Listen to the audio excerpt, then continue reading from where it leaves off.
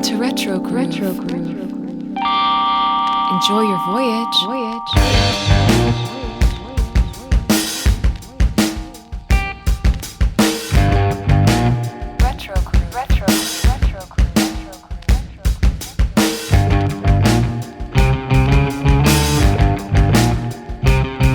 Howdy, and welcome to RetroGroove. I'm Adam C. And I'm Liam D. And this is a podcast where we talk about music that stands the test of time, the albums and artists that have shaped and reshaped the sonic landscape, as well as covering new music from those artists. Happy New Year, everybody! And this is a special edition episode. This is not going to be a normal numbered episode of RetroGroove. Today, and this should go live on the very last day of 2021. Thank goodness we made it through somehow. And we're going to do something a little different, and we're going to see if it works. Yeah. And if it doesn't work, we'll change it up next year. That works. But first, we're going to run down our top albums of the past year. And then we'll see if we can come to a consensus. And it doesn't matter if we do or don't, but we're going to try. Sure. But then we're going to go back in time a little bit, and we're going to hop back by decade. So we'll talk about 2011.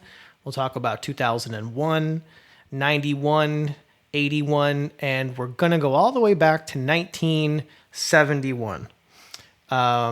I think going any further than that, we would probably run out of time. And also, you know, my kind of expertise stops a little kind of in the mid 60s. Yeah. I'm real fuzzy and not really well versed on anything that happened other than the major breakthroughs and things like that. Prior to, you know, the early to mid 60s. Yeah. So we're gonna go all the way back to 71. But first, what's up, Liam? How was Christmas? It was pretty good. You know, had a little family come to town, but tried to keep it minimal and safe. But yeah, it was a good time. It was actually kind of restful. Usually, my father-in-law comes to visit, and he comes with a bunch of projects in mind to do on the house that I then get roped into doing. And this time he came and we all just kind of chilled. We did some like light stuff around the house, but it was pretty quiet. How about you? And we're talking about John Lennon, right? Exactly. Yeah. The John Lennon. Well, if you didn't hear the most recent episode, Liam's stepfather's name is literally John Lennon. My father-in-law. Yeah. Father-in-law. Yeah, we pretty much the same. We kind of kept it to ourselves. I actually just found out today that my mom had visited her stepdaughter. That's where they went for Christmas. And the very next day, the stepdaughter tested positive for COVID. Oh, so no. Yeah, and they're not feeling great. So yeah. I'm like, oh my God, they're, you know. Yeah. Yeah. So, everyone's getting it, man. It's crazy. Yeah, they're fully vaccinated, so I'm pretty confident they'll be all right, and boosted as well. Yeah. But yeah, it's a crazy time. You know, I just posted about the news earlier today that they canceled that Spoon New Year's Eve bash, which was probably going to be an amazing show. Yeah. It's unfortunate, but it's just what we're going through right now. Yeah, they killed a bunch of shows. They killed. Sad. Fish usually does like a whole run at MSG. They scrapped all that. The Strokes are going to play in Brooklyn. Yeah, everything's getting shut down. Yeah. Here we go again. Yeah. But what'd you get, man? I got some video game stuff. I got some games that I was looking to get. And then my wife got me a Lego set, a Fender Strat and amp Lego set. That's pretty neat. That's cool. So I just finished up the Mario question block. That was like my project during the break here. And so now I'm going to like kick this one off with my daughter and see what we can get done on New Year's. How many pieces is that one? It's like 1,000 something. Ooh, yeah. it's a pretty decent sized set. It's a project, yeah. That's cool. And we just watched Star Wars. I was trying to figure out which Star Wars we could show her at 6, and I landed on like the first one, like the fourth one technically. Yeah. And it's got those iconic characters that she's kind of seen before but doesn't know who they are, and so she is very into it. She wants to watch more, but Nice. There's a lot of Star Wars Lego, so Yes. And they're not slippery cheap. slope. No. So we're Star Wars Legos are expensive. we're gonna pump the brakes a little bit, and so maybe we'll get some sort of X-wing and leave it at that. Yeah. How about you? Very nice. It was, as a dad, it's usually, you just want Yeah. the kids and everybody else to just have a good day. My kind of little surprise came after Christmas. I posted a more detailed story in the Discord, but since my divorce, my ex-wife and I have worked really, really hard to cultivate a solid friendship, and it's really, really cool, especially for the kids. But it's nice to be able to get along with the person that you kind of has to be in your life, because you've got kids together, Right. But we kind of just never stopped buying Christmas presents for each other. That's cool. Yeah. It's like, I don't know if it was just habit or like, we're trying to be cordial and be friendly and stuff like that. And our friendship has improved drastically, which has been great. But That's good. I didn't get one from her this year. So I was like, oh, okay. I wasn't upset by it necessarily. It kind of makes sense. It's like, oh, we're not going to do that forever. Right. But then I kind of had to run over and help her out with a little minor crisis a couple days ago. And it would have been like the 28th. And I was finishing up and, got the kids tucked in and put to bed and everything had calmed down. And she was on the phone, so I was going to kind of sneak out, and I waved. And then I noticed a cardboard box in a very familiar shape. Yeah. That flat cardboard box that's Yep. about 13 or 14 inches square. And she was on the phone, so I didn't want to be rude, but I kind of motioned to it like what's that? You know what I mean? Yeah. And she kind of mouthed like, "Oh, that's for you. Sorry, it's late." Oh my God. And I opened it up, and it's Portishead, the music on vinyl pressing of the PNYC live at Roseland Ballroom in New York. And Nice. that album, I love that album. And I'm not typically one for live albums. It's not my thing. I don't like to hear the crowd cheering and stuff like that. Yeah. It annoys me. But that album, that may be... Okay, it's definitely in my top 3 favorite live albums, but I absolutely love that album, and it's been on my wish list for like 2 years. Okay. So Is it hard to find? Like, is it out of print or it's just pricey? I don't know. Okay. I don't know if it's out of print. But it's if you look on Discogs, most copies are going for like $45 plus. It's not the kind of thing that you can typically just pop into any record store and it's available. And find it. Yeah. Yeah. So you usually have to hunt it down. So Right. yeah, she did a good job. Awesome. That's Yeah, so cool. it really warmed my heart, and it was a good Christmas anyway, but it really was like the cherry on top of my Christmas. So yeah. But yeah, that's about it. Have you just listened to excited it for yet? the new year. No, I'm actually still. I have not gotten my setup connected and everything at the new place. Yeah, my Got vinyl it. is still in boxes, and it breaks my heart. But I'm still trying to get some furniture pieces. Yeah. That I need to get it mapped out first. how I want it. So, the receiver isn't hooked up and the vinyl is still in boxes. I can't really use the Kallax in this space, Right. unfortunately, unless I go with like the smaller one, like the 2x2.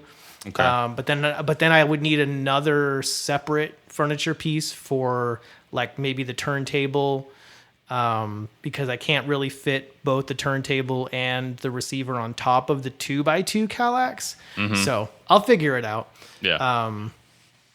Anyway, I cannot wait to listen to it, but I haven't listened to it yet. So, with all that said, we are going to skip a lot of the normal segments that we do on the show. This being a special, album of the year, cast from the past episode, if you want to call it that. Time warp. Yeah. Time warp. But first, we're going to start with 2021. It's been a crazy year, an interesting year. Some really incredible music has come out this year. We kicked off the premiere episode of the podcast talking about the Black Keys album, Delta Cream. Yeah. And I think that deserves a mention. But a lot of really, really cool albums came out this year. And Liam, why don't you kick it off and tell me what kind of your handful of most memorable albums were this year? Well, yeah, I mean, there's a bunch. It's crazy that it's hard to narrow it down. So much good music came out of all this. I mean, every artist kind of works at their own pace and in their own environment, and some thrive in this, and some I think got a little knocked to the side.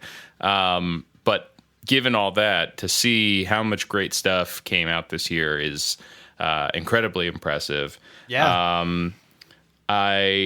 I loved the Soul Sonic album. It was long awaited. I feel like that was a victim of COVID and probably would have come out last year. But it is so good. I've thrown it on a bunch of times. I said it on a previous episode, but I just wish that I had that on vinyl. I still haven't seen it. Oh, I haven't hunted. Did they press it? I don't know. Yeah, I haven't really dug around online, but I had a strong feeling you were going to mention this album. Yeah. I it's something I look for every time I go into my local record store, just to be like, I wonder if they finally pressed it. Because again, you do have that delay in a lot of these things where stuff came out, and then 6 months later, it actually shows up on the store shelves. So that was great. I talked about Manchester Orchestra a bunch. That album's gorgeous. Lord Huron put out a fantastic album this year. I loved the Snail Mail album, the Courtney Barnett album. But I landed on two that kind of duked it out, and I have a verdict. Okay. Do you want to shout out some of yours first, or do you? Yeah, we can do it that way. This? Also, real quick, the Silk Sonic album does not have an official vinyl pressing as of right now. So, man, you can stop looking for That's it. Crazy. At least so it crazy. seems tailor-made so for that kind of format, but maybe it's Exactly. highly possible it's due to all of the delays that we're seeing in that manufacturing segment, but hopefully we get it at some point. I've only done a cursory listen, but I need to dig back into it further. But yeah, so for me, the ones that I put, I've loved what I heard. I just haven't really gotten to dig into it, unfortunately. And I love fun music like that. Really enjoy it. So the albums that I had in my honorable mentions, and then it's still kind of down to three. And believe it or not, I have not made a final verdict yet. So I'm going to try to do it on the fly as we talk about it here. But my top albums, I think that Tyler, the Creator, needs to be mentioned. His Call Me If You Get Lost album came out earlier this year, and it's pretty amazing. He wasn't really on my radar before this year, but kind of with you talking about him, and honestly, I think it was you talking about Tyler that kind of got me interested. But I went back and listened to that whole album, and man, it's really good. Like it's an incredible album. I think despite the fact that it's not something that I actually, two of these, not really a genre that I listen to regularly, but Adele deserves to be mentioned. It's an incredible album, and she's really, really, I mean, she was amazing before, but she's almost kind of the biggest artist in the world at this point. I think we've already touched on that in previous episodes, but Her 30 album deserves mention. This one's kind of, maybe it counts, maybe it doesn't, but I definitely think that Taylor Swift deserves a mention. It's her own remake of her own album because she wants to Red own. is so good. Yeah. Yeah.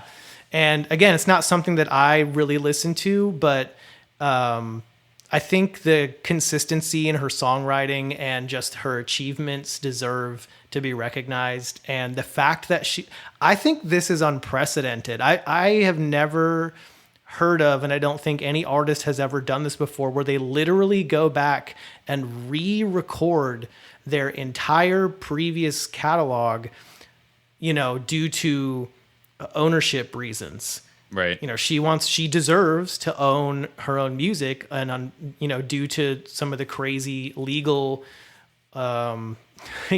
you're probably more familiar with that world than I am, but she doesn't own those songs. Yeah. So re-recording them kind of gives her at least ownership of those new recordings. Yeah. So major props to her. I think it was a brilliant move, and it deserves to be mentioned. Also have Snail Mail on here. That was one of my top 3 that I'm still struggling with. The other 2 that are rounding out my top 3 are Collapsed in Sunbeams by Arlo Parks. Mm-hmm. Going back and listening to that reminded me of how it affected me when I first listened to it, and I couldn't stop listening to it. Yeah. Like I tried to skip through it really quick just to remind myself, and I literally could not make myself press that button to go to the next song. Yeah. It was just completely captivating. Yeah. And the last one, rounding out the top 3 for me, is Crawler by Idols. And it's an album that had just ended up gripping me, and I haven't been able to put it down. Bought it on vinyl, and it hasn't lost any of its potency. Sometimes an album gets you on the front end and then you kind of lose interest, but I'm getting bits and pieces that I haven't gotten on previous listens, and it's a heavy hitting album. It's brutally honest, and my top 3 are really coming down to a lot of really honest songwriting, and I feel like Idols is kind of that brutal honesty. Snail Mail is kind of that creative honesty, and Arlo Parks is kind of the poetic honesty. And so what do you think your number 1 might be? Well, so I'll go back to the Arlo album first. I mean, it's gorgeous, it's striking. It reminds me of when I first heard Phoebe Bridgers' first album, and it was just, there was something fresh about it. They don't sound alike, they don't write the same way, but there was just that that fresh air feeling of oh my gosh, this something important's happening right now. Yeah, definitely. And then in the Phoebe sense, you got the collab with Connor, and then her second album last year, and that was the second album was just smash, everything realized. And so for Arlo, I love this album, but it makes me, I feel like for me, it sets up what could happen next. Yes. Mm-hmm. And I feel like that's actually going to wind up being a theme in a lot of mine. Is 100%. I'm almost predominantly going with artists who are a little deeper in their catalog. So for me, the 2 that have been duking it out is the Tyler album and Yola's album, Stand for Myself. Oh, nice. And I think I give it to Tyler ultimately. The Yola album is her second. It isn't entirely what I expected her to do. If you were to say, what is this next album going to sound like? I would have thought maybe more in the Stevie Nicks vein of things. And instead, she's just full on fierce with some disco, but yeah, it's this crazy blend. She's such a badass, and fortunately, again, given this year, I actually got to see both of these artists live. Yeah, you mentioned and that. both of them were fantastic live. Like both of them had this great presence. But the Tyler album, so again, for me as a fan from a while back, it is the full realization of what you've kind of seen his genesis be, where you can hear the lyricism, but it was like in the early albums, it was this like punk rock extremist, like he's just trying to get a reaction, but the chops are there. You like the talent's there, but you hear it's coming from a teenager, and he's like working through all this stuff. And then by his like third, fourth album, I mean, he produces almost everything himself. We talked about that at one point. Like he doesn't really work with other producers. There's a handful of exceptions to that. But you can hear his influences in Flower Boy and Igor, where all of a sudden, like, it's not really hip hop anymore. It's soul, it's R&B, it's alt pop, or whatever you want to call it. Yeah. And so again, like, this is album 6. You could be 7 if you count his first mixtape. And like everyone expected it to continue in that trajectory and just get weirder into that R&B space. Yeah. And instead he goes back. He's rapping better than he's ever before. His lyrics are better than they've ever been before. The production, the production is so good, and it feels, it's such a weird thing because it's like a throwback to mixtapes from like 10, 15 years ago. And honestly, like, I don't like DJ Drama that much. He's kind of obnoxious, and he almost ruins the whole thing for me. But because of like the format of what Tyler's building here, it's like he brought Lil Wayne and he brought Pharrell and he brought DJ Drama. He brought all these people like into what he was constructing.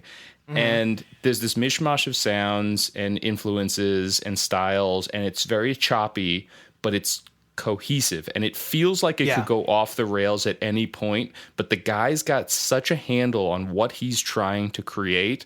It is wildly impressive. It is just like, definitely, and it's so easy to put on like in the car or whatever. It's fantastic. It's just, as I looked at the year and I tried to figure out like what I kept consistently going back to, like there were other albums where if I was feeling melancholy, if I was feeling sad, if I was feeling bright or whatever, like I would go to these other different albums. But the Tyler album, it was like Run the Jewels 4 last year for me, where it was just like I just kept coming back to it. I could not stop putting this thing on and just cruising around and going about my day. So I'm going to give this one to Tyler. Nice. Well deserved. Yeah. That kind of feeling of this could go off the rails at any moment, but it's always kept together. I love that from an album. And I feel like the Idols album has that, in that same kind of aura, whatever you want to call it, where, you know, it feels like it's going to fall apart or, you know, go completely left field. But they keep it together, and it almost gets better and makes it better. And this is album 4, right? You say their third or fourth album or something like that? I don't remember it's around there. Yeah. 3 or 4. But I mean, they're established at this point is the thing. Like, again, they tour like, worldwide. They're this band that has figured out their sound, and they're getting into it, and they're getting comfortable, and they're experimenting. Yeah, definitely. However, speaking of Idols, and major props to Snail Mail. That album really, really surprised me. But you know, as I said, I was going to do this off the cuff, and like you mentioned, something that is going to be a recurring theme, particularly as we look backwards, because, you know, hindsight, it makes it easier. But I'm giving it to Arlo Parks for this year. And when we go back and look at previous decades, one of my major deciding factors was, okay, which of these albums was almost like psychic in a way, like painting a picture of what the future was going to look like in the music world. And for that, you know, obviously I don't have a crystal ball, I don't know, but I'm giving it to Arlo Parks for that reason as well, as I feel like that's the direction.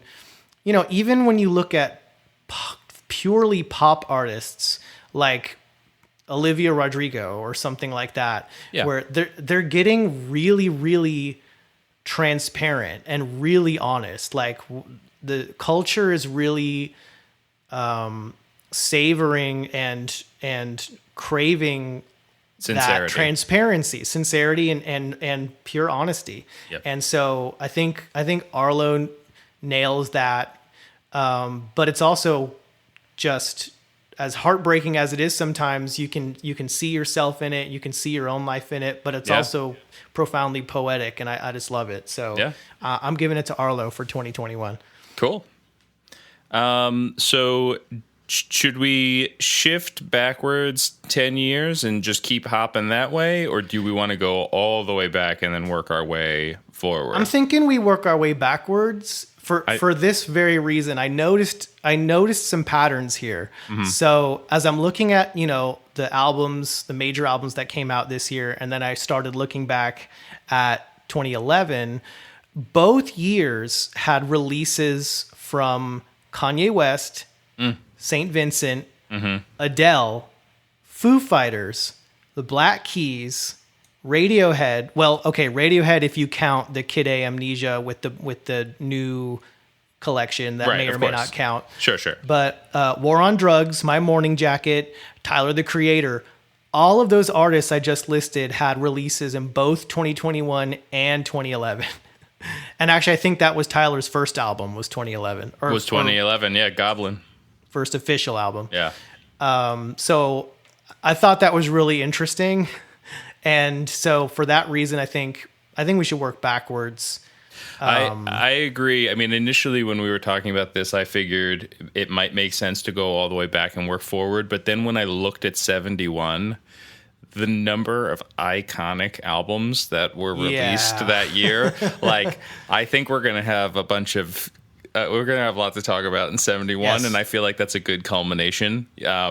You know, usually like the newer stuff is more exciting to talk about in many cases, but I think 71 is going to get real interesting. So, so let's hop back 10 years. 10 years ago. Yeah, 10 years ago, I was still living in New York City. I had just gotten married, and there was some really good music coming out. So you mentioned the Tyler album. I loved Goblin. That, like, I first saw him at South by Southwest in Austin with Odd Future right around then, and it just blew my mind. I love El Camino. I love that album so much. I think we determined, or at least I determined, that it is my favorite Black Keys album. Yeah, I think we did. Ultimately. But and there's a bunch of other great ones. I mean, there's Florence put out Ceremonials that year, which was awesome. There's a great Decemberists album that year called The King Is Dead. Like, they had a hit. Yeah. They had like a breakthrough hit initially. But like The King Is Dead was I think that was like the epitome of what that band was doing, blending indie rock and folk. I love that album. I still go back to it from time to time. But for me, something kind of going along with what you were just saying, you mentioned St. Vincent and Adele. There was a Beyonce album this year, which was really good. I think Born This Way by Lady Gaga was this year. There were great albums from Feist and like you said, Strange Mercy from St. Vincent. Like, we've mentioned it in other episodes, but women for the past few years specifically have just obviously dominated most music, most songwriting. They are just like absolutely crushing it and putting dudes to shame. Definitely. Not that it's a competition. No, but I mean, it is what it is. You're right. It's actually been really cool and refreshing to see. because I have to be honest with myself. My preference generally, if I'm thinking of something to put on, and I'm thinking about something for the pure vocal aspect of it, I generally tend to prefer hearing a woman's voice. I don't know if it's more soothing to me for whatever reason. I have no idea. Yeah. But I love a lot of the, new perspectives and, seeing. I even do it with games. You know what I mean? My daughter will walk in and I'll be playing, I don't know, what was it recently? I was playing Phoenix Rising, Immortals. Yeah. And my daughter was like, "Why are you playing a girl character?" And my answer was like, "Well, I'm a dude all the time. I might as well when I'm doing something, creative or make believe. Why not get a different perspective?" Heck yeah. So I've kind of had that perspective on it for a while, and for me that actually started with Portishead, to bring it back around. Oh wow. Okay. I remember listening to Portishead and Tori Amos as well to a certain extent, and then a little bit later Fiona Apple, but that first time listening to Portishead and hearing her perspective on being a woman, it's it was just really eye-opening for me for whatever reason. So yeah, I'm all for it. The future's female, whatever you want to call it. But I have 2 daughters and no sons, so the future is female for me anyway. Let's just keep it rolling. but it's interesting because you can look back and you can see so many powerful women in music over the years, and even the era that you were talking about, Alanis and Gwen Stefani and Shirley Manson. Like we had so many great women in music, but there was, as I looked back at 2011, and then I kind of looked at the years following it, and I was like, I feel like there was a pivot point in 2010, 2011. You had it was just consistently fantastic women dominating all of the kind of breaking pop trends, all of the interesting stuff. And so for me, I think it's Adele's 21, which seems like right on the nose, right? It seems like the easiest thing to say in that year, but I went back and listened to it in prep for this, and it is ridiculously good. And it's so good. You look at everyone who was influenced by her and the impact that she has had, and now we look at this year where the world stopped when she dropped her new album 5 years after the last one. And it all kind of started with this. 19 was great. I remember hearing Chasing Pavements and I was like, wow, this is special. Who is this artist? Yeah. And then 21 just clubs you in the head and is just like, no, this artist is undeniable. Yeah. You will be talking about her for the rest of your life. Yeah. Yes. And it's weird. Sure. When I listened to it, I forgot. I remembered obviously the pop, the soul ballad. There's R&B to it, but I was I was hearing Queen more than I thought. I was hearing Dolly Parton. I was hearing Mary J. Blige. There's so many other things going on in that, in what she did on that album. So yeah, I think for me it's got to be Adele's 21. As I'm thinking about what kind of epitomized that year, and also was just would have the standing impact in music from that year. It's got to be it for me, personally and also just industry wise. Nice. Yeah, and you already touched on most of my honorable mentions. I've got Saint Vincent on here. Her that Strange Mercy album is kind of where I was introduced to her. Yeah. And I even if I don't love it, I'm always really interested to see, what she's doing. She also had an album out earlier this year that was really, really good. I wasn't super duper into it, but man, the love put into that album deserves to be. She breaks your brain, man. Yeah. Yeah, it really does. She could literally do any genre of music, and you can't say that about a whole lot of artists. Well, okay. Not a whole lot of artists can do any genre of music well, Right. That's true. She Yeah. she can.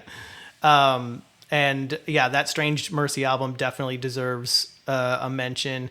I think the only ones on here that you did not mention was the one that I eventually went with for my number one, which I'm not going to mention just yet. We had a Radiohead album this year, not the greatest Radiohead album, but King of still Limbs, one of was the it? yes, Okay. King of Limbs came out. In retrospect, an amazing album, but didn't really have a whole lot of impact the year that it came out. Okay. We also have probably my favorite Foo Fighters album that year in Wasting Light? Wasting Light. Yeah. That was kind of a contender. And the only other one on here is my number one, which is actually the Bon Iver self-titled album, the second full-length album.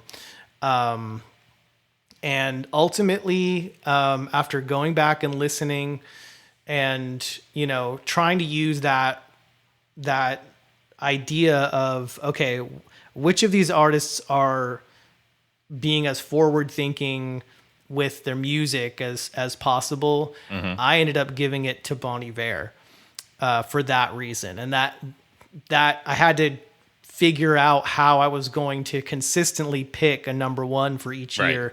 And again, that being the running theme, I'm going with Bon Iver on that one, but it's hard to argue against Adele. And I'm not even sure that we should. We might just leave it as is. And be like, this is your pick. This is my pick. Yeah. Let's enjoy them and leave it as it is. I think that's how it should be, especially because, we're going to have our own criteria for these sorts of things. And of course. And it's definitely similar how we're approaching this. I think that like weighing the personal and the like cultural impact balance was a tough thing for me for sure. Like there's definitely albums on this where I'm like, if this was my Liam's number one album of the year, like it would probably be different from a lot of these picks.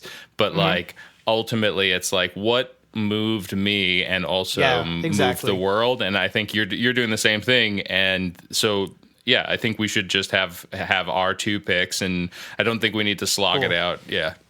Yeah, I agree with that. Also, especially the further we go back, your favorite album for that entire year might be something that I've never even heard. So possibly, yeah. Keeping it to, what's impacted us as well as making that large external impact, I think is a great When I saw Wasting Light on the list, I was like, I think that might be Adam's pick. It was in consideration. It honestly was. It's a good one. But then it was like, okay, it's a great album, and again, probably my favorite Foo Fighters album. If we're talking about the full album experience, but like, did it really innovate? You know what I mean? Like, was it really forward thinking? Like, it was cool. There's a lot of really cool songs on it, but I think ultimately it was just a great Foo Fighters album and didn't necessarily make a big impact in the music world. Right. It didn't change the way music sounded. You know what I mean? It was just a great rock and roll album. Yeah. So, all right. You want to take us back to 2001? Let's do it. 2001. I was a young man in college, living away from home for the first time. Had my first kind of like real job. I was working at Newbury Comics, which, working at a record store. I mean, obviously, comic books and other silly stuff too, but primarily a comic book and CD and record store. Yeah. When you work in a record store with other music fans, you get exposed to a lot of new music very, very fast. So, and not besides that fact, 2001 was a bonkers year for music. Yeah, for sure. Like most of these years, I have like 5, maybe 6 honorable mentions if I'm getting crazy. I've got 10 honorable mentions for 2001 aside from my top pick. And the top pick for this year was very, very difficult. Maybe the most difficult one aside from this year. All right. But, so we've got, you all know how I feel about Spoon. Yeah. Girls Can Tell came out in 2001, a hugely impactful album for them and for myself. We've got The Strokes with their debut album, Massive. which arguably changed the sonic landscape of rock music and indie. Everyone sounded like The Strokes for 5 years after that album came out. So you have to mention The Strokes. Wilco, Yankee Hotel Foxtrot came out. It was almost like their rebranding. Yeah. And it did kind of open the door for a lot of that. Yeah, you could tongue in cheek, you could call it dad rock, but it's just really kind of that more introspective, chill, emotional rock and roll. And that album still, you can go back to it and still be moved by it and affected by it. I've got Destiny's Child on here. We talked about Destiny's Child recently, and that is probably their biggest album. Maybe. And I like writings on the wall better. That's got like bills and stuff. But this is when they kind of found their. This is when you're getting bootylicious. This is when you're really getting into like what Destiny's Child became. But yeah. Well, they were huge that year. Oh yeah, and absolutely deserves a mention. I've got Radiohead on here again. Amnesiac came out this year. I've got a few on here that are kind of outliers, but I think definitely deserve a quick mention. Bjork came out with Vespertine that year. I think that's one of her best albums, and I think it kind of goes under the radar sometimes, unless you're actually a Bjork fan. Sigur Rós had their... it's actually not their first album. I thought it was for the longest time, but this was kind of when they really got huge. And I'm not even going to pretend to know how to pronounce it, so I won't even try. But and they're actually VMP is their album for the month for their members in January is a new pressing of that album. So I'm like, man.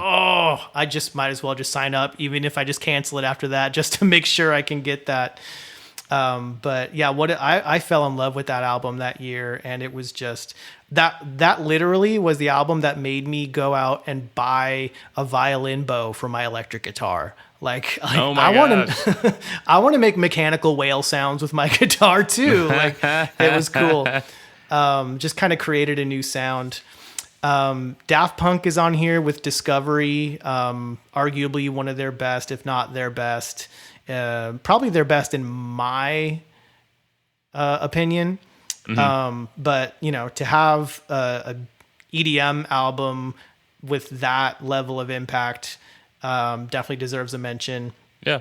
And then last but not least, for the outliers, I put Sparkle Horse on here, and that It's a Wonderful Life album. That was one of the ones that I heard it for the first time in the record store where I was working in Newbury Comics, and I was like, what is this? Like, it was incredibly depressing, but like devastatingly beautiful at the same time. And I think that was the first time I had heard anything like that. So that's one of those albums that I think pressings of that album go for $200, $300 plus dollars. It's jeez. It's one of those. And it's really, really good. It's kind of hard to describe. But if you like, Radiohead, or it's not even Radiohead isn't a very good comparison. They're kind of hard to describe. He's kind of got that whispery voice, and everything sounds like he's in so much pain. But there's some songs on that album where they're actually kind of like you're tapping your foot at the same time while you're hearing these, sometimes really strange and depressing lyrics. But it's definitely one of my favorites for the year. I at least had to mention it. Cool. I'm actually going to hold off on my number one that Okay. I haven't mentioned yet until we Okay. hear yours first. I want to try to keep it kind of fun. So, All right. what was your 2001 like? Well, yeah. So, I mean, the Strokes album was huge. I strongly considered that, but didn't win out for me. If we were going in line with just solely what was the most important album to me that year, it was probably Bleed American by Jimmy Eat World. I am a massive Jimmy Eat World fan. That I was like in a crummy high school rock band at the time, and that was one of those albums Nice. when I heard it, and I was like, oh no, now this is what we're gonna play. You know, we were Yeah, playing we're Green gonna Day sound songs like this yeah. now. Yeah, we're not doing Green Day songs anymore, guys. We're doing Jimmy Eat World. And then Songs in A Minor by Alicia Keys. I Yeah. don't know if you remember seeing that music video, Yep. but I distinctly remember watching it thinking like, there's nobody else that's making this music right now, at least not on MTV. And you knew you were seeing a star. Like, Yeah. had that feeling that, oh my God, this is the first song of 50 songs that I'm going to hear and know and enjoy and possibly love by this artist. Just like the birth of a powerhouse. For sure. But yeah, I didn't, again, like most of my picks are going to be things that are a little bit more established. I think Adele, that's her second album, is like the only one on my list that's not pretty deep in the catalog. So I didn't go with any of those for mine. Do you want me to kick mine? Sure, go for it. So I went with Jay-Z's Blueprint. Oh. So you have, I mean, it's probably his best. It's his best album.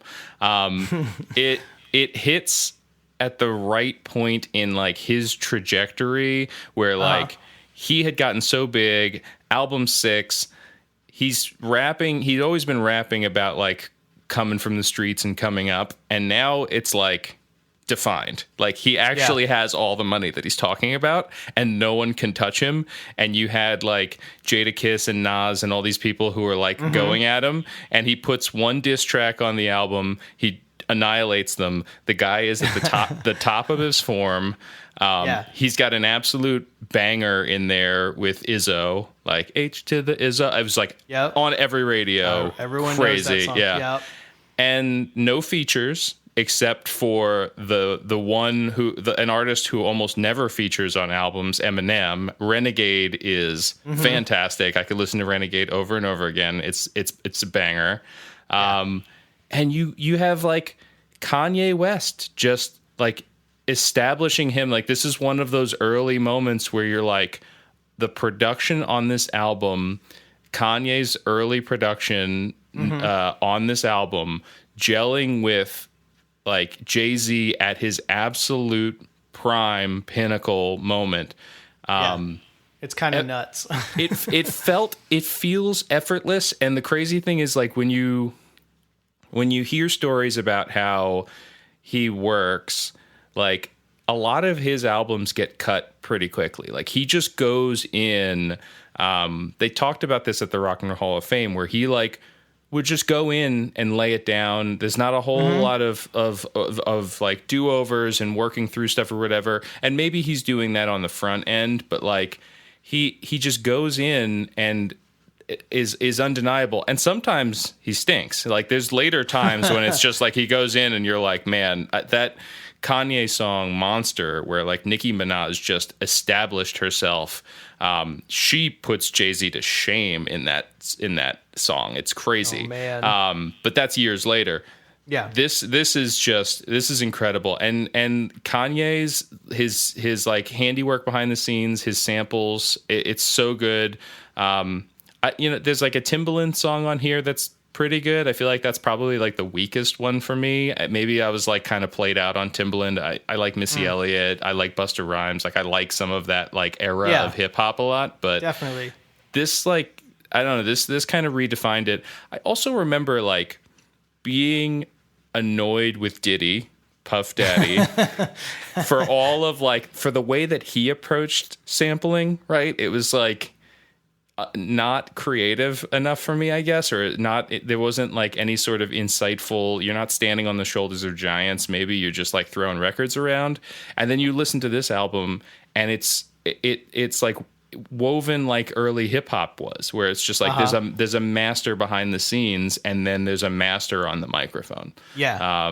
So yeah, Blueprint. I mean, so great that he released 2 more Blueprints after the fact. They're also good, but you can't replicate the first one. Yeah. Wow. Very what about cool. you? Okay. Well, my number one, and this was probably the most difficult for me other than this year. I ultimately landed on Gorillaz. Wow, nice. Self-titled Gorillaz album, their first album. What a complete, just mind-blowing moment.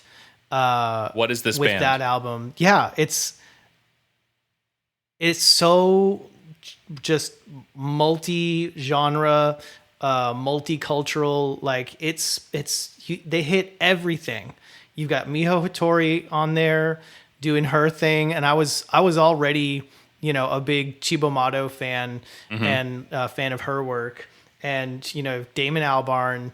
I'd already been a huge Blur fan and his solo stuff, and all of the hip hop features. Del the Funky Homo Sapien, right? I went out and bought Del's album after that because it was so good. Yeah. Deltron 3030. I went out and bought it that year because I was so obsessed with that Gorillaz album and I just wanted more. And that got me into the whole I got into Dan the Automator and all that kind of stuff. That was what was new and really, really fresh that year. So for me, that was the most forward-thinking album for the year because just the constant collaboration, the whole concept that you didn't know who the band was unless you really researched it because they presented it as if it was this fictional band. It was it was almost like the 2001 version of the Monkees or something. It was what I mean? Well, you watch that music video and you're like, what am I seeing? What is this? It's a cartoon. Yeah. It's not real. He's got no pupils. There's zombies. Yeah. There's and I know this voice, but I can't place it. Yeah. So paradigm shift. Huge Gorillaz fan to this day and love, their whole catalog. But, this kicking it off in such a, monumental year for so many different reasons, once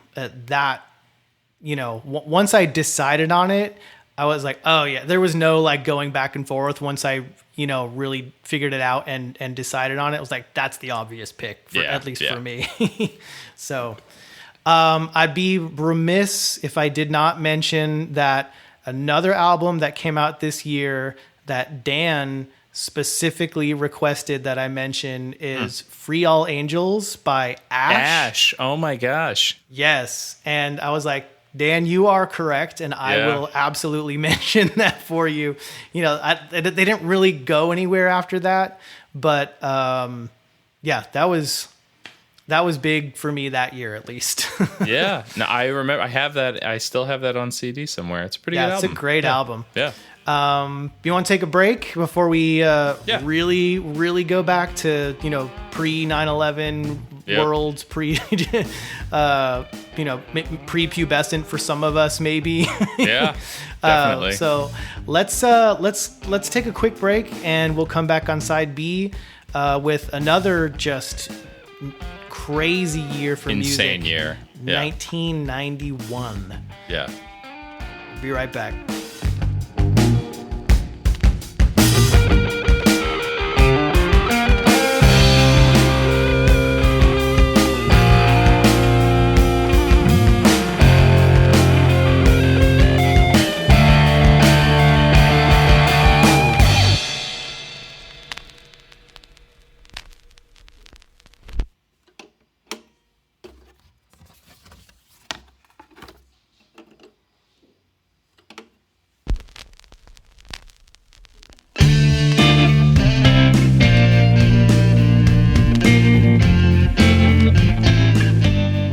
are back, this special end of year edition of Retro Groove, and we are hopping pretty far back in the Wayback Machine now. I was 9 years old in 1991. I know you and I just kind of touched on this year and what was maybe going on in our lives at that point in the RetroLogic Game of the Year podcast. But 1991 is pretty memorable for me. That's also right around the time where I had a pretty big life shift. We were in Arizona, and I had been in Arizona since I was born. We were on vacation visiting grandparents on the East Coast when our house in Arizona was struck by lightning and halfway burned to the ground. Insane. So, and this was August. So it was like, well, we don't have a house to go back to. So my dad went back to take care of that. I started 5th grade. Wow. And we ended up just staying there. Insane, dude. It just made, the circumstances of everything, it just kind of made sense. That's like a sliding doors or whatever. Like there's that, like the lightning struck and it changed your life forever. It changed the whole direction of my entire life. Who knows, Insane. What would have happened and where I would be. Yeah. But humongous year for music. Crazy. There were memes about it earlier this year, right? Like I think it was September when it was like you had a few albums all stacked up, cassette tapes all stacked up, where it's like all these albums came out within 30 days of each other, and it was some of the most important albums in alt, grunge, metal, whatever you want to call it. Yeah, everything. Hard rock. So completely nuts, and we could spend multiple episodes hashing out 1991. But I'm just going to list off a few that I have. You can fill in whatever you've got, and then we'll talk about maybe some outliers and some favorites. So you can't talk about music in 1991 without talking about Nevermind. Right. And I'd mentioned this recently, and I'm not just like trying to be a hipster or whatever, but it's really not my favorite Nirvana album. I do enjoy Nirvana, but for some reason, this album didn't really capture me. I wasn't really a big Nirvana fan until In Utero came out, and I love that album. So if I'm like in the mood to listen to Nirvana, 99 times out of 100, I'm going to put on In Utero. So, but obviously, once that music video hit MTV, the world changed. Yeah. So, grunge took over from that moment on. And so, we've also got Soundgarden this year. We've got Smashing Pumpkins with their album Gish, which I really, really loved. And it's one of my favorites. REM had a huge album that year with Out of Time. And another really big one for me this year was the self-titled Cypress Hill album. Oh, wow. And I will still go back to that album this day, and you can listen to that whole album. It is a phenomenal album.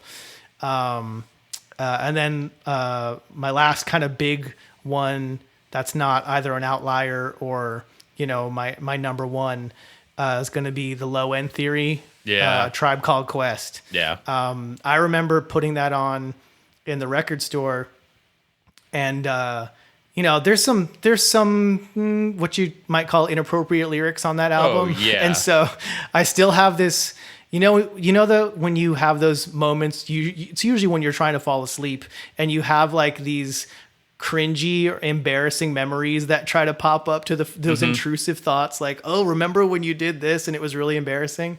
Yeah. So I remember putting the Low End Theory on in the record store, and it was just me and a female coworker, and she was like, can we change this to something else? Like, this is making me uncomfortable. I was like, oh yeah, I'm so sorry. Sure, put on. You know what? I know it's my pick, but put on whatever you want. Just go ahead. Like I felt so bad. I didn't even think, twice about it. But phenomenal album for them. It maybe definitely one of their best, probably their most well-known. It's probably their most well-known, although like I feel like Can I Kick It is such a big song that's on their first album. Yeah, that was like their first big Tour, hit. Yeah, Award Tour's on the third album, which is probably my favorite. I like Midnight Marauders a little bit better. I saw Low End Theory on the list, and I was like, that's fantastic. Like that's such an important album and such a strong follow up to I think it was like the year before was A People's Instinctive Travels. Like it's crazy. Sometimes, again, we get used to waiting 3 or 4 years often for some of our favorite artists to put out albums. And then when you look at some of these and you're like, oh my God, wow, they just like every year for 3 or 4 years, they're they just put knocking out them out. Bangers. Yeah. How do they do that? But when you're in it, you're in it. So yeah, I mean, I think you hit most of mine. Public Enemy had a great album that year as well. But again, it was Apocalypse 91.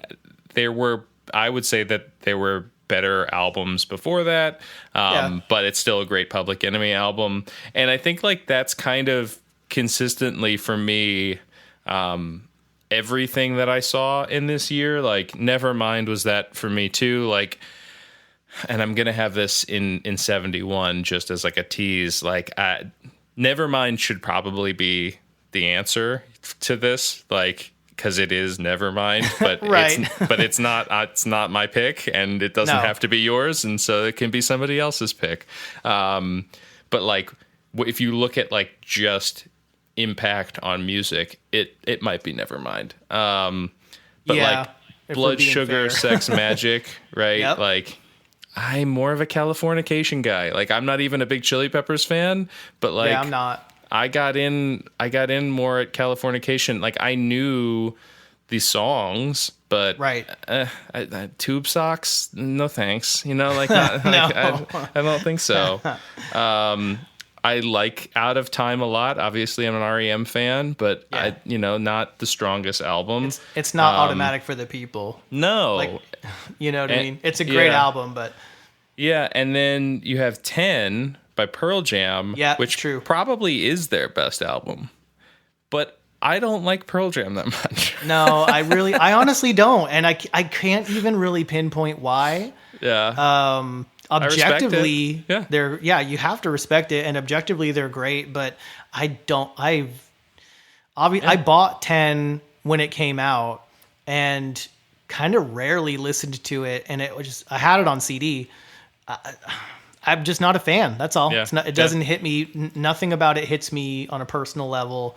I would rather listen to Eddie Vedder's version of Rain Over Me. Yeah. Oh my God, dude. Yeah. Yeah. I'll pick that over any Pearl Jam song any day of the week. And Bad Motorfinger is a good Soundgarden album, and I love Chris Cornell, but it's not super unknown. So like, I can't choose that, you know? No.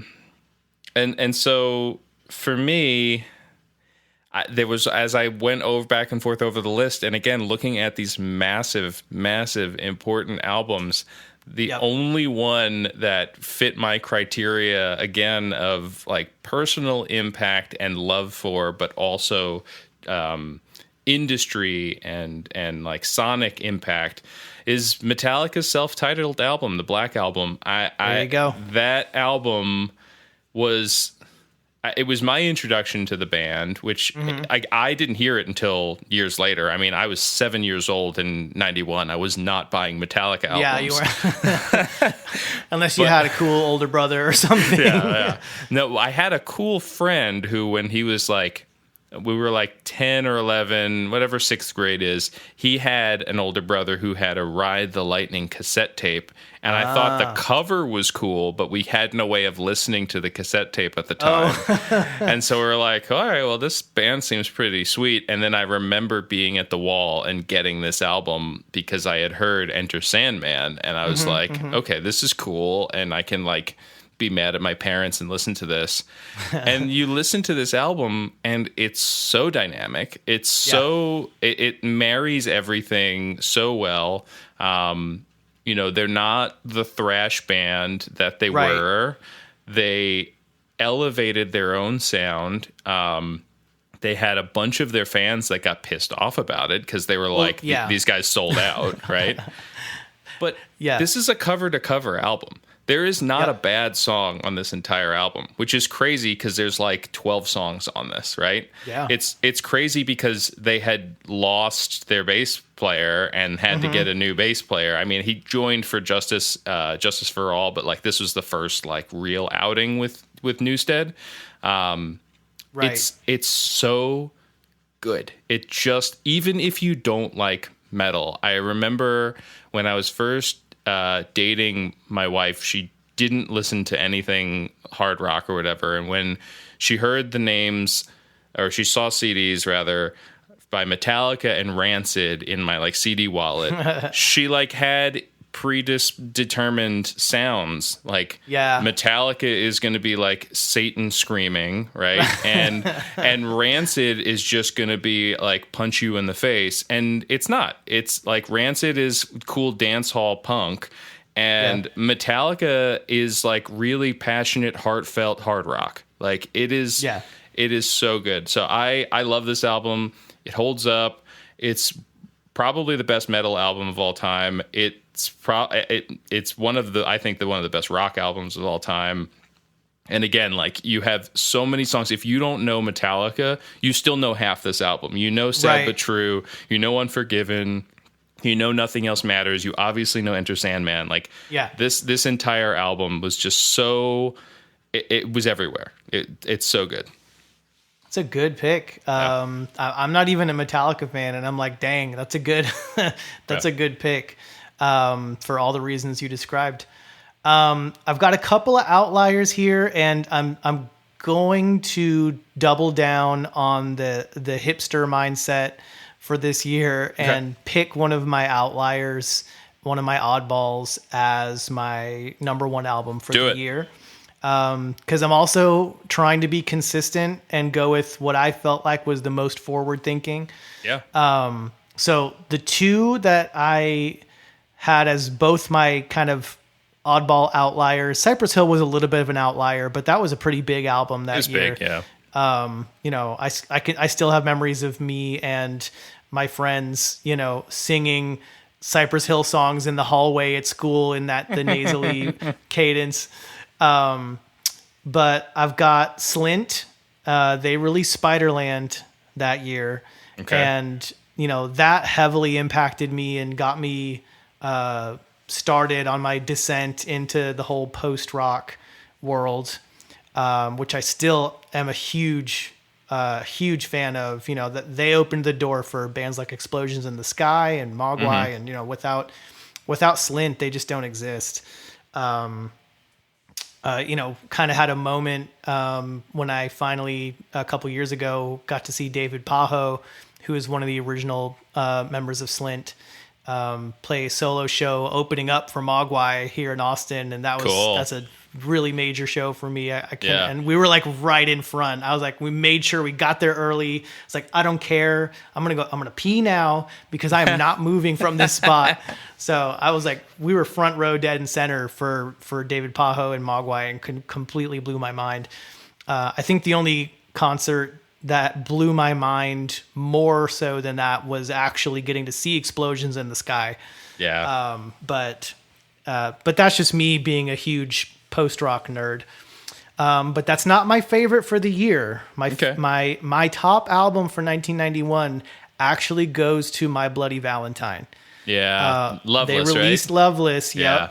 And as weird as it is on the surface, the more you listen to it, you can like hear the 90s. Mm-hmm. It's like there's weird, like, kind of warbly, out of tune things going on, or that at least sound out of tune at first. There's some weird, just kind of almost non-song tracks that flow with the whole album, and it doesn't feel right to go to the next song without it. Just the kind of soft, the wall of guitars with that teeny tiny soft whispery female vocal completely, you know, echoes what's to come Yeah. in music for the next 10 years, at least in that kind of world, the indie and female fronted groups and stuff like that. Speaking of which, I just watched last night a live video of Veruca Salt playing Seether at a music festival. Oh man. And I was like, we're talking about the year of the woman, decade of the woman, whatever you want to call it. It's like, and I love it, but like, where are these folks? Like, where's the new Veruca Salt? And you could make an argument for groups like Illuminati Hotties or something like that, where they're a little bit more like snarling. You can make an argument for Bully, but like I was watching that and I was like, the 90s were so freaking cool. Yeah. So my pick for 1991 goes to My Bloody Valentine, and I have no shame in my pick. I'm very confident in my pick. admittedly, like I kind of guessed. Out of all of these, again, when I was looking through the list, I was like, all right, there's Adams. Yeah. Well, I made such a big deal out of it when I finally got the vinyl version early this year. Yeah. So, which I need to get my record player set up. Yeah, you do. Yeah. Yeah. We're going to walk through all this stuff and you're like, man, I'm not going to be able to listen to any of this stuff. Yep. Yeah. Yep. Okay, so I think now we are getting 81. to the point where neither of us had been born was not yet. alive. Yeah, definitely not alive. But considering when we were born, which is early 80s, early to mid 80s, this music, this is what was in the culture. It was what was on the radio. It's songs that we heard, in our friends' cars, going to get ice cream. It's what we heard at the bowling alley stuff. Just this music was still a huge part of our lives, even though it was technically released before we were born. Yeah. So I've got 6 really solid picks here, with one pretty clear favorite for me. But I kind of want to hear, because I was born in 82, so I probably in my waking life was a little bit more aware of it as it existed in real time. I'm really curious to hear your picks for this year. Yeah, I mean, this year was admittedly a tough one for me. I mean, like there were definitely a few things that I recognized as important. There were a few things that I do have a fondness for.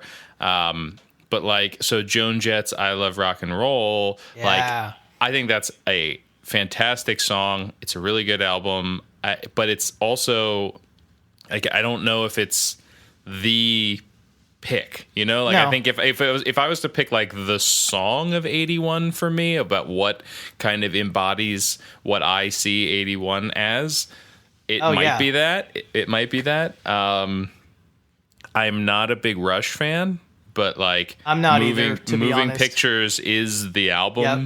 By That's on my all list accounts, too. right?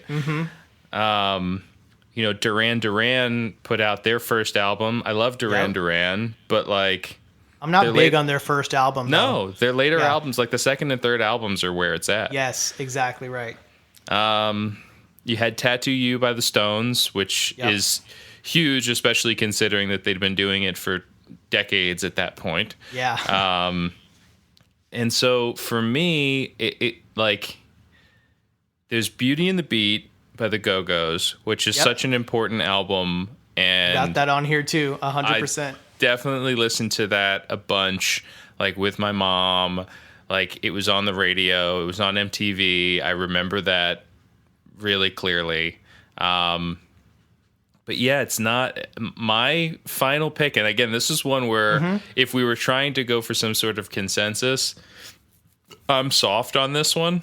It's probably Ghost in the Machine by the Police. Yes, I am so happy that you mentioned that album. Okay. I like, my mom loves Sting. I was raised on the Police. So I had that initial knee jerk eventually, like it's in my blood, and then it's lame because it's parent rock. And then like you get older and you're like, oh no, actually that was pretty dope. Yeah, it's kind of cool. Yeah. And it's not Synchronicity, right? But it's really good, and I am admittedly like a huge Peter Gabriel fan, and the producer on this album worked a ton with him and with Steve Lillywhite, and like you can feel the sound and the production. There's a lot of keys going on. Sting is playing saxophone on like half these songs, but there's. It's not a cover to cover album for me. There's a few on here there's like 2 or 3 songs on this album that I think are kind of duds. But for the most part, like what it is, I'd say 7 or 8 of these songs are like hold up extremely well. There's a song called Omega Man that is just, I love that song so much. But it should be said. It should be said that it's nearly impossible to have an album where you don't have at least 1 or 2 songs that are you're kind of whatever about. Like very rare that you're like, oh, every single song on this album is blowing it out of the water. There's a song on this one where Sting is singing in French and then talking about being hungry for you, and it just doesn't work for me at all. But everything else is great. I mean, I like diving into it a little deeper. Like you can tell that this is the Sting show. It feels like the Sting show. The early Police, where things are a little more balanced, the production stripped back, but then you can really like Andy Summers is such a great and distinctive guitar player. He just doesn't shine on this as much as he does in other Police songs because there are all these other things going on. There's a lot of other textures, which he lends himself to, but it's like hearing an Oasis song and not getting that jangly, bouncy edge lick where I'm like, I could use a little more of the Andy. Where is he? Like, you could shut up, Sting. I feel that. Yeah. So that's my pick for nice. Yeah. Well, that's the only album of theirs that I actually own. Okay. It's Synchronicity is probably the best. I like the one after it, which I think is their last. I mean, that's I'm sticking with Ghost in the Machine. Like, if I never own Synchronicity, I don't care. Okay. To be totally honest, that's fair. But yeah, great pick. And that was up there for me. Honestly, that was in the running. You mentioned the Go-Go's, which are on my list. You mentioned Rush as well. I'm going to also mention Black Flag. I have to touch on that for a second. This was Damaged. If I'm not mistaken, because I'm not super well versed on my Black Flag history, believe it was their first with Rollins. And right. It's, it start off with Rise Above and it's like, holy crap. You know what I mean? You either get Black Flag or you don't. And it's like, dang it. That's amazing, blood boiling music that makes you want to get up and punch somebody in the face. And if you're a little afraid, that's okay. Yeah, I think you're supposed to be. Yeah. I would be a little bit more worried about you if you weren't at least a little bit afraid. That's right. Whether you admit it or not. The only other one on here that's not my number one pick, I do think Phil Collins' Face Value deserves to be mentioned. Obviously, we also had a huge Genesis album that year. Yeah. But, even if we're just talking about In the Air Tonight, like, let's just recognize Phil Collins' accomplishment here. Amazing album. It sounds like the 80s. That's how I feel about Ghost in the Machine too. It does. It sounds like you're being introduced to the 80s, like you're going through the Tron thing and you're like, being digitized into the digital world as you go. Yeah. And hear me out. But my number one album for 1981 is Business as Usual by Men at Work. Wow. Do tell. I feel like unless you're, old enough to be like around when it came out, Men at Work sounds like one of those joke bands that they have the one song on the 80s mix and that's like it. But they have Colin Hay, right? That album is yeah. so consistent. But and Colin it's Hay is a incredible. fantastic songwriter. Absolutely. Yeah. Every song on that album is super good. And it's a wonderful listen all the way through. Amazing song. I put them like on the same level as like Dire Straits. Mm-hmm. They just for whatever. I mean, that album sold ridiculous number of copies. I remember kind of being slightly embarrassed at one point, having a discussion online, probably in some Reddit group, and I was like, "That album is so underrated." And someone replied and was like, "Yeah, it went like platinum however many times." And I was like, "Oh, okay, maybe I meant like underappreciated, at least in the modern day." Yeah. But it is absolutely my top pick. It's such a great album. It sounds like the 80s, but not in like the kitschy, computery kind of way. Uh-huh. And some amazing musicianship on that album, and it definitely gets my pick. Now, that has Down Under on it, right? Yep. So, are you familiar with the Kookaburra stuff that went on? I mean, it was years ago now, but it was like, so we're talking about 81. Yep. In the 2000s, at some point, the band got hit with a lawsuit by the company that owns the rights to Kookaburra. Are you familiar with the song "Kookaburra Sits in the Old Gum Tree"? Sucks. Have you ever heard it? I know about it. Yeah. I mean, it seems just like a nursery rhyme or something to me. It doesn't seem like, it doesn't seem like something that somebody would own. But like, right.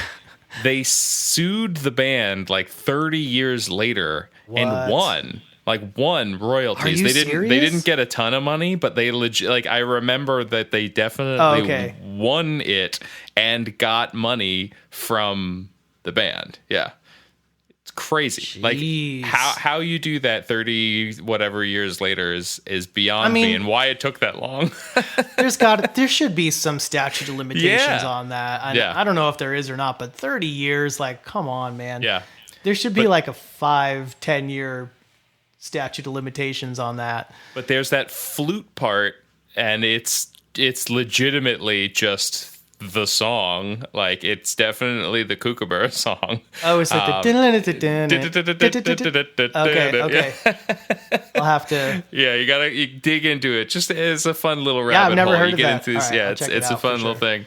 But Colin Hay is a badass. He Crazy. has had like a fantastic career since as just like a solo artist. He was on the Garden State soundtrack. Oh, wow. I think he's done some other stuff with Zach Braff too. And he's been in like Ringo's All-Star Band. Like, he's out there and does a ton of stuff. He is legit. I fully respect this pick.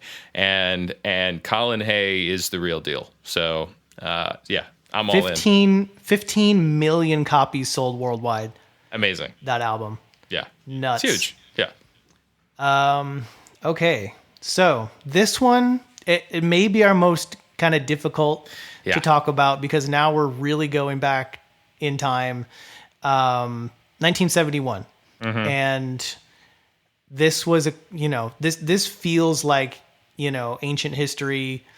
It really wasn't, but especially seeing just kind of watching that Get Back docuseries recently, and kind of just seeing, the late 60s, early 70s world as it was. No one had a cell phone. Mm-hmm. Everything was analog, basically. People just looked different, talked different. It's like we're a different race of people now. Right. So it's interesting to go back and kind of listen to what was coming out of people's consciousness creatively at that point. Mm-hmm. A lot of really, really interesting stuff starts to happen. Yeah. You've got LA Woman coming out. You've got Carole King with Tapestry. Yeah. You've got Marvin Gaye with What's Going On. And it's like, these are just iconic albums, Cornerstones. Yeah. and yeah. I'm barely scratching the surface here, but a big one for me is "Fragile" by Yes, and but that one was actually a top runner. That's for not your me, pick? and it's not my pick. It's my runner up. Oh man, okay. I was But, sure it was your pick.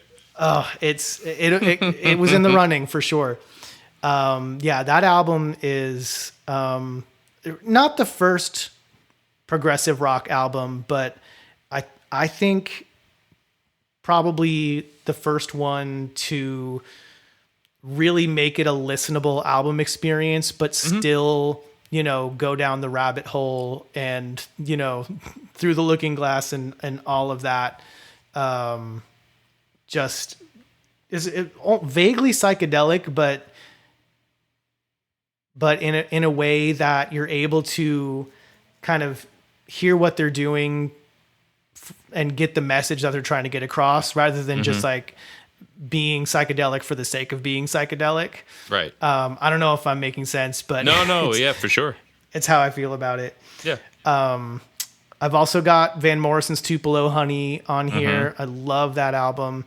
And once again, I'm going to the only other one I'm going to mention is Maggot Brain by Funkadelic. Oh, by Funkadelic, yeah. Yes, because it is this. Now, this is, I wouldn't call Fragile a weird album.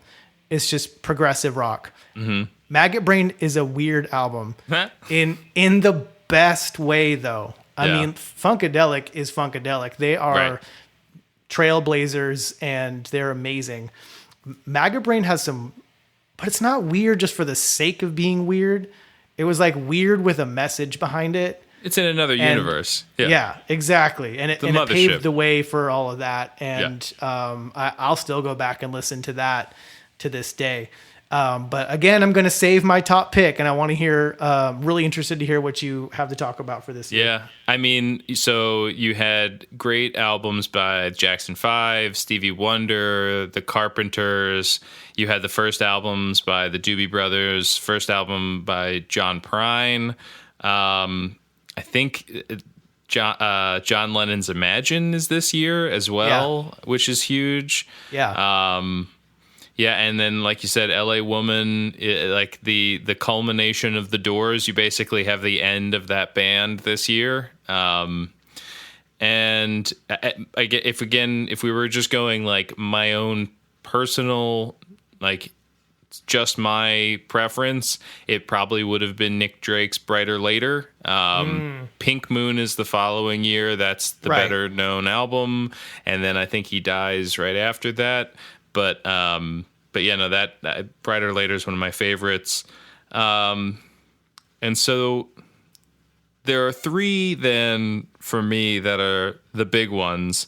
And there's one of these three that I personally went out. It was one of the first like LPs that I ever just bought on my own at a used record store, like early on, like freshman year of college. My roommate had a turntable.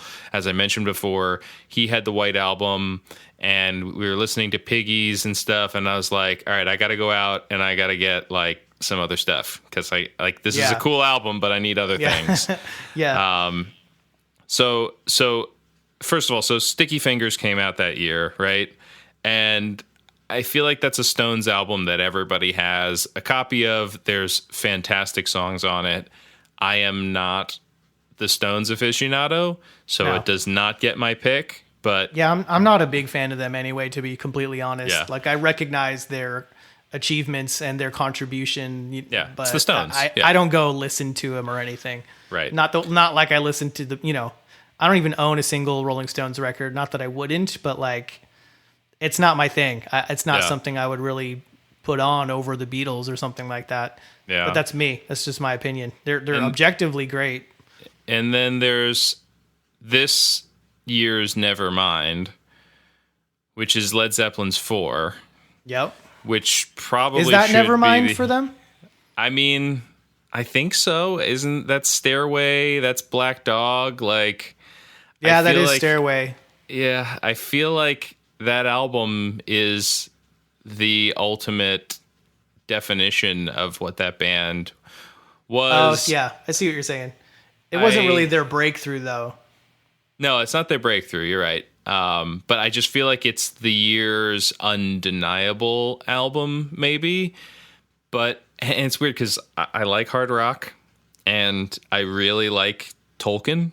I like Lord of the Rings, and there's absolutely some Misty Mountains jam on this. Yep, love it. But it's not my pick. Like I like Led Zeppelin. I will sometimes listen to Led Zeppelin. If it's on the radio, I won't turn it off. Yeah, absolutely. I have this I feel like it's something I could break if I tried, but I have this kind of associative issue with them where it's just like they're a little obnoxious to me, and his voice can get to be a bit much. And I think it's the audience thing too. I mean, like, yeah, it could be. I've known some really annoying Zeppelin hits. Like I just so my pick is going to be "Who's Next" by The Who.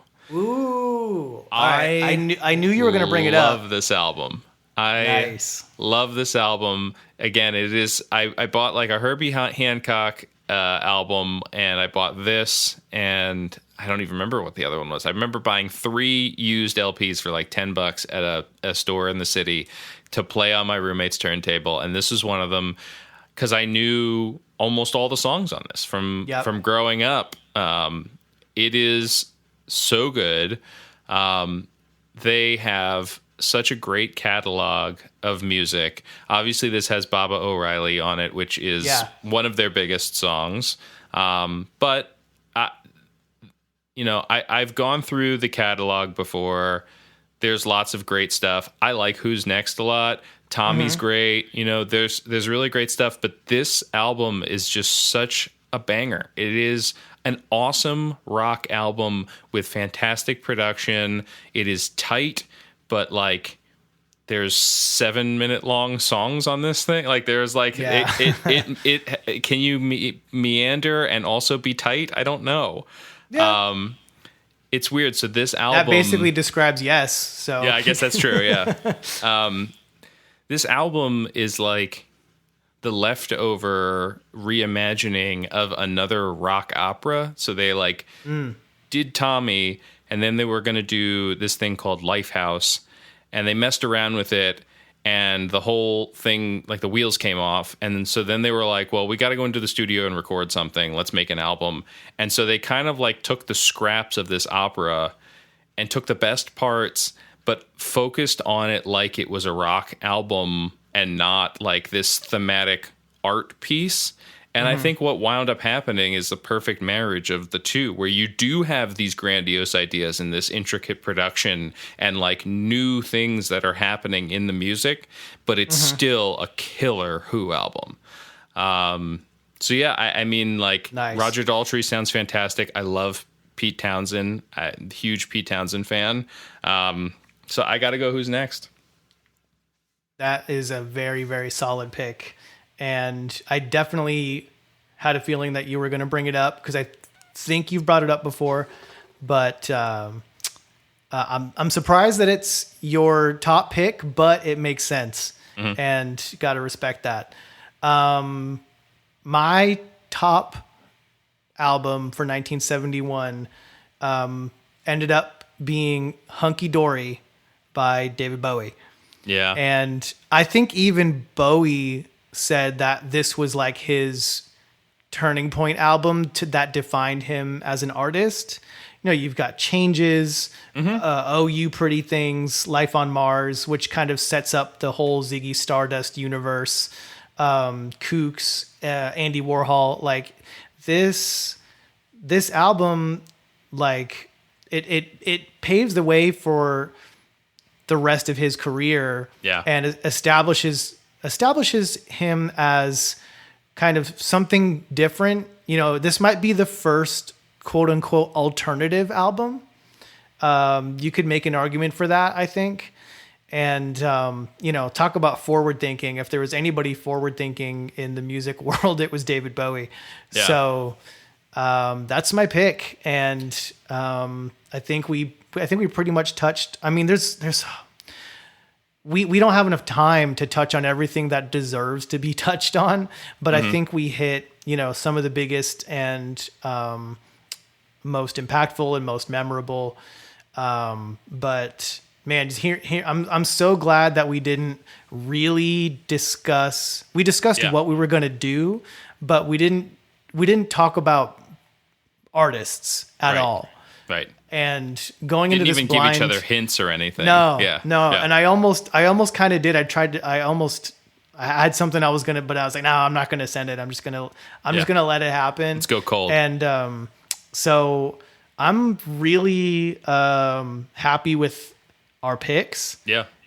And there's not a single one of these picks for either of us that I'd be like, well, you know what I mean? I think we laid out our arguments, and it makes sense. And I can't wait to do it next year. Yeah. And go back to 2012, 2002, like 92. It's going to be nuts. But Happy New Year. Happy New Year, everybody. I hope that we can get back to live music again, because it kind of came back and now it's kind of, it's going away again. Hope we can get vinyl records in the stores. Yeah, I hope we can, if we can get that acetate manufacturing plant back, I think we'll be in a much, because there's plenty of pressing plants. Yeah. Because I don't think it was so much the ability to press it. I literally think it's a supply chain issue. That acetate plant burning down just killed it. Yeah. And COVID certainly didn't help, and it certainly wasn't Adele's fault. Right. So right. let's not blame the woman for all of this, guys. Come on. But any final thoughts? I think we've pretty much hit what we intended to hit here. Yeah. No, I think that this is great. I think that, again, like we went through these years and found a nice balance here. I think that of everything that we mentioned, anyone that's listening probably has strong opinions about other releases, maybe stuff that we didn't even touch on. And that's good, because you're supposed to have personal relationships with music. And the Grammys exist for a reason, and it's fine, and it's good that they exist, and it is what it is. But I don't think that you ever need to just set a number one or establish a number one and have it be the end all be all. This is the time of year where everybody puts out their lists for the best albums of 2021. And I do like looking through those to see what I missed. Yeah. I rarely will be focused on like what landed at 1, what landed at 2, what landed at 3. I just scroll through and I'm like, wait, what is this? I've never heard of this before. How did I miss this? Yeah. So I don't think that the purpose here was to fully make some sort of everlasting etched in stone determination. Right. But I think that, taking the time to dig through these years and explore what made each of them special. I mean, the albums that we talked about, the artists that we talked about, ranged across nearly all genres. Yeah. And it's cool to have that kind of like mosaic of musical influences that we can talk about. Yeah, definitely. And I invite you to come and discuss your favorites for these years with us on the RetroGroove channel, which is under the RetroLogic Discord server. And tell us what you agree with, what you disagree with, something that we missed that deserves to be mentioned. We'd love to talk with y'all about it. But other than that, I'm really happy to have made it through this year, and hoping for a good 2022. And I'm excited to see what we've got a Spoon album on the horizon. We've got some other interesting stuff on deck. But I think coming out of the second full year of a pandemic is among other global crises. I think we're going to have a really interesting musical year. Yeah, I think so too. If nothing else, I'm excited for that. Yeah. But Liam, thanks for hashing it out here with me and going through all of these. Yeah, man. It was a good time. And thank you for listening to RetroGroove. We're part of the RetroLogic network. Check out the website at retrologic.games for social links, merch, community, and more. Happy New Year, everybody. Happy New Year.